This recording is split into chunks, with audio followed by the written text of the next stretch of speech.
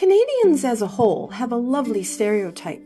We are known for maple syrup, hockey, cold weather, saying I'm sorry, and just general politeness, eh? And as Canadians, we tend to work hard and stay quiet in the background in regard to many of our nation's accomplishments, as everyone knows it's not polite to brag. So this fun fact is going to present several news reports that I certainly wasn't aware of concerning the Canadian Space Agency and other companies involved with ongoing amazing work. Last week we mentioned that Odysseus had touched down and fallen over on the moon. In all the articles I read last week, the following detail wasn't mentioned. Odysseus carried a suite of 12 instruments, one of which was Canadian. The Canadian component, built by space systems company Canadensys, is a miniaturized dual camera with one wide-field lens and one telephoto lens that will point upwards to take images of the Milky Way galaxy as well as other astronomical objects, including the Earth. This camera and the company, Canadensys, will both be instrumental, haha, no pun intended, in the long-range plans to create a telescope and observatory on the south pole of the moon. Canada was actually the third, 3 is my favorite number, country to send an object into space back in 1962. Launched on September 29, 1962, the Alouette-I scientific satellite marked Canada's entry into the space age and was seen by many as initiating the most progressive space program of that era. With the Alouette launch, Canada became the first nation after the Russian and American superpowers to design and build its own artificial Earth satellite.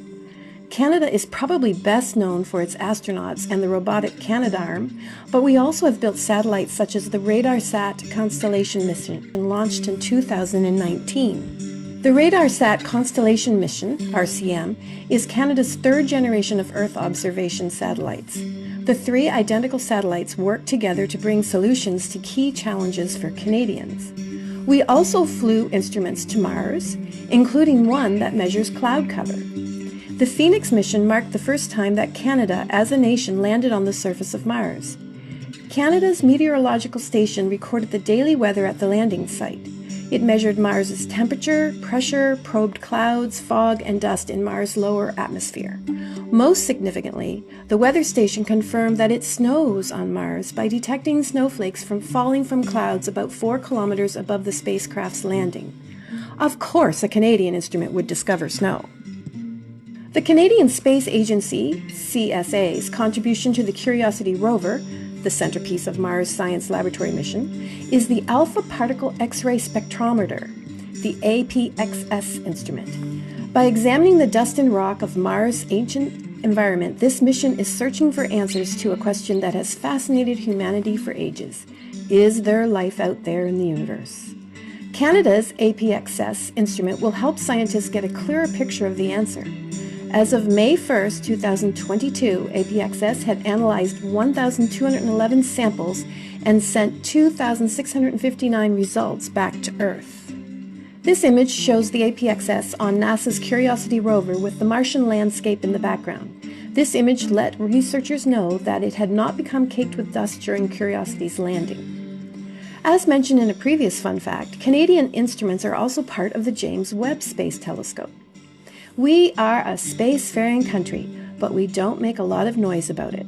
Rather than build big, expensive rockets, we join with other countries and go along for the ride, a much cheaper way to explore space.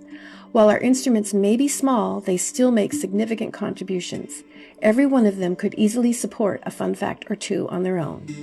And of course, sticking to our style, it wouldn't be very Canadian if we kept this news report to just all about us.